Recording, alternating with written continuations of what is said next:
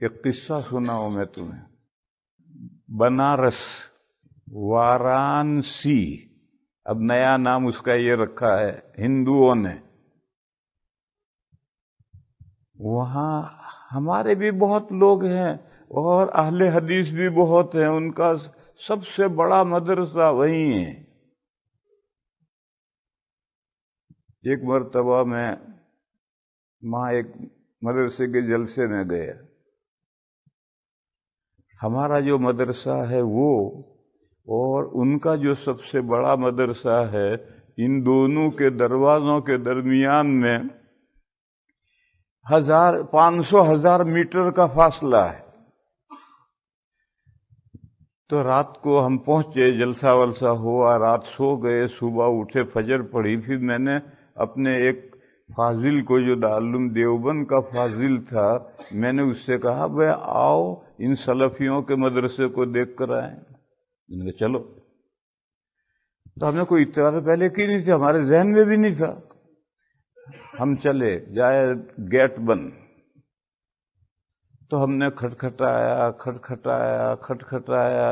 10 minute کے بعد میں گیٹ کیپر نے دروازہ کھولا. وہ سو کر اٹھا ہوا، اس کی چہرے سے، شکل سے نظر آ رہا تھا کہ کمرے میں، دروازے کے پاس کمرہ تھا، اس میں سو رہا تھا. وہاں سے اٹھ کر اب آیا، آج دروازہ کھولا اس نے.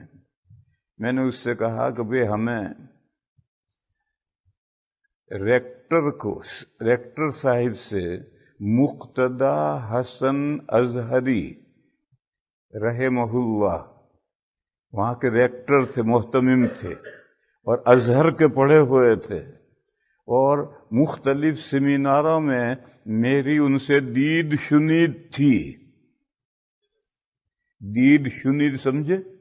دید مانے دیکھا، اور شنید کے معنی ایک دوسرے کی باتیں سنی. ایک نے دوسرے کو دیکھا، دید کے معنی دیکھا، اور شنید معنی ایک نے دوسرے کی باتیں سنی. یہ اردو کا محاورہ پاکستان کے تو لوگ حضرات جانتے ہیں دید شنید کا مطلب، مگر ہمارے گجراتی نہیں جانتے. اس لیے میں نے بتلایا کہ دید شنید کے یہ معنی ہے. سیمیناروں میں الیک سلیک تھی، یہ دوسرا محاورہ ہے، الیک سلیک تھی. تو میں نے کہا بھئی مقتدی حسن صاحب سے ملنا ہے. تو کھڑا رہا. پھر کمرے میں گیا.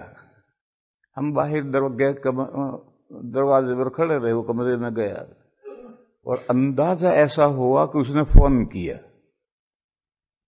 قریب تو نہیں تھا، ذرا دور کمرہ تھا، تو لینڈ لائن تھی، تو کچھ سمجھ میں تو نہیں آیا.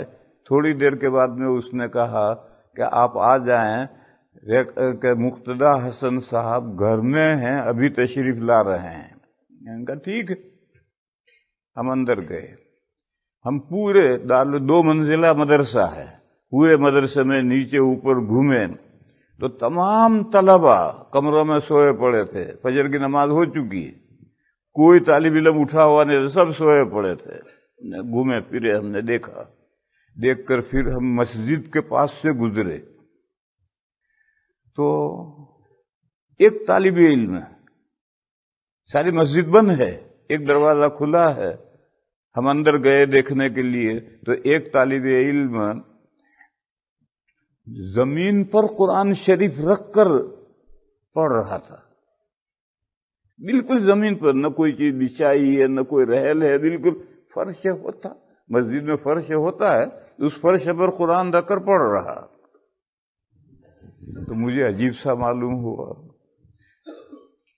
اس کے پاس میں القراءۃ الرشیدہ رکھی تھی اور قرآن کو زمین پر رکھ کر پڑھ رہا تھا. تو میں نے اس طالب علم سے کہا اللہ کے بندے، یہ تو نے القراءۃ الرشیدہ، یہ انسان کی لکھی ہوئی کتاب بھی تو نے زمین پر رکھ رکھی ہے، اور یہ اللہ کی کتاب بھی تو نے زمین پر رکھ رکھی ہے.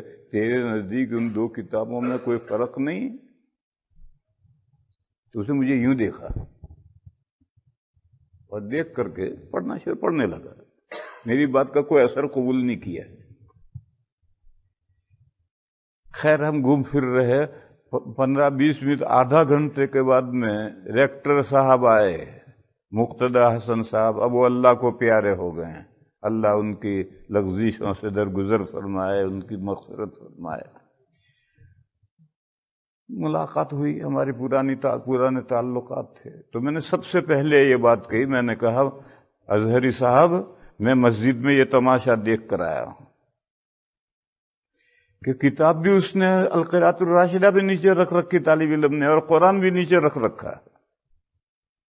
तो अज़हरी साहब ने मुझे जवाब दिया, हमने तलबा के कुरान पढ़ने के लिए एक हाल बनाया है, वहां टिपाइयां हैं, वहां बैठकर पढ़ने के लिए इंतजाम हमने किया है। ये मुझे उन्होंने जवाब दिया है कि हमने तलबा के कुरान पढ़ने के लिए एक हाल बनाया है, वहां टिपाइयां हैं, उसका हमने इंतजाम किया है। मगर ये बदतमीज तालिब इल्म जो कर रहा था, इसके बारे में कुछ नहीं बोले। असल क्या है, उनके यहाँ कुरान का नंबर दूसरे दर्जे पर है। आप उनकी गुफ्तगुएं महीना भर, 6 महीने सुनते रहें, हदीस हदीस, बुखारी। कभी एक दिन भी कुरान का नाम नहीं लेंगे, कुरान की एक आयत भी कभी नहीं पढ़ेंगे, कुरान की एक आयत से भी इस्तिदलाल नहीं करेंगे। इससे का साफ मतलब ये है कि कुरान को पसे पुष्ट डाला, और हदीस से उनको इतनी मोहब्बत हो गई, गुलू हो गया उस मोहब्बत में, तो कुरान पीछे गया।